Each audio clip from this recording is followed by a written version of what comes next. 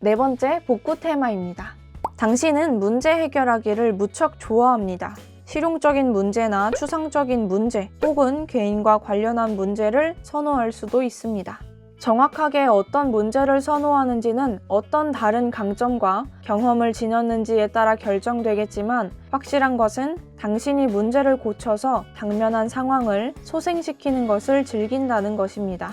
문제의 원인을 파악하고 해소하여 상황을 바람직하게 복구하는 데에서 큰 기쁨을 느낍니다. 이 부분에서 집중 테마와도 좀 연관이 있다라는 생각을 하게 되었습니다. 저는 나아가고 싶은 이 분명한 목적지가 있고 이 목적지로 가기까지는 정말 많은 어려움도 있고 장애물도 있겠죠. 그러니 그것들을 해결하고 이겨나가야지만 그 목적지로 갈 수 있기 때문에 이 복구 테마가 같이 발전한 게 아닌가 싶었습니다.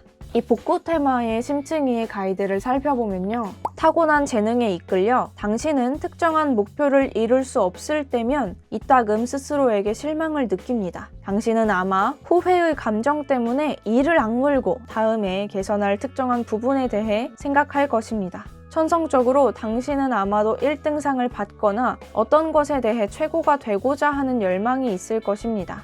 당신은 아마도 특정 문제를 바로잡거나 구체적인 부분을 개선하거나 개인적 결함을 없애는데 에너지를 집중하는 경향이 있을 것입니다. 당신은 완벽이나 개선을 추구해야 할 부분을 파악하면 아마 거기에 더 많은 정신적 또는 육체적 에너지를 쏟을 것입니다.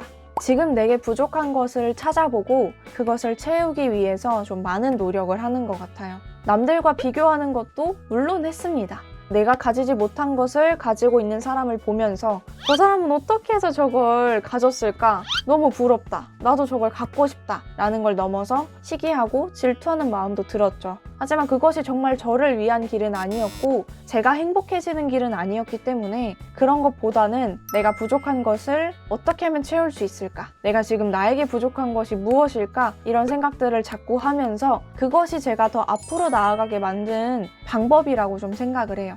그게 정말로 저한테 필요한 일이었고 그게 제가 또 앞으로 나아가기 위해서 해야 하는 일이라고 생각을 했습니다.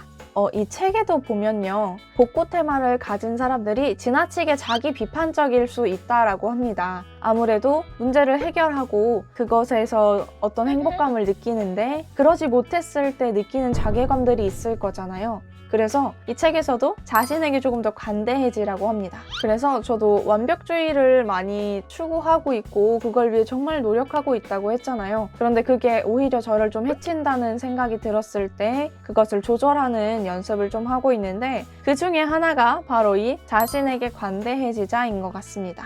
그래서 이 내용들을, 이 강점들을 잘 조율하면서 좀 지내봐야겠어요. 그리고 또 어떤 말이 있냐면요. 다른 사람의 문제는 스스로 해결하도록 두자. 당장 달려가서 문제를 해결해주고 싶겠지만 이는 그들이 배울 수 있는 기회를 빼앗는 것이다. 저도 예전에는 좀 이런 마음을 많이 가졌던 것 같아요. 내가 정말 사랑하고 소중하게 생각하는 사람들이 힘들어하는 모습을 보고 있는 게 너무 어렵고 그 문제를 해결해 줄 수 있는 능력을 나는 가지고 있고 이럴 때 정말 많이 해주고 싶었어요. 내가 나서서 너가 힘들지 않게 내가 이 문제를 없애줄게. 왜냐면 난 그럴 수 있는 능력이 있으니까. 그리고 널 사랑하니까. 이런 생각을 했었는데 이게 정말로 그 사람들에게 도움되는 방향은 아니라는 생각을 하게 되었어요. 그러면서 점점 직접적으로 나서서 대신 해주고 이런 것보다는 뒤에 서서 그 사람이 그 문제를 해결해 나갈 수 있도록 응원하고 도와주고 아니면 해결책을 같이 찾아주고 이런 방향으로 바뀌어 갔습니다. 그리고 또 한 가지가 있는데요.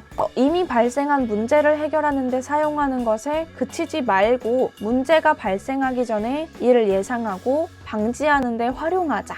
앞으로 제가 복구 테마를 더욱 발전시키게 된다면 이것이 제가 또 나아가야 하는 방향이 아닐까 싶었습니다.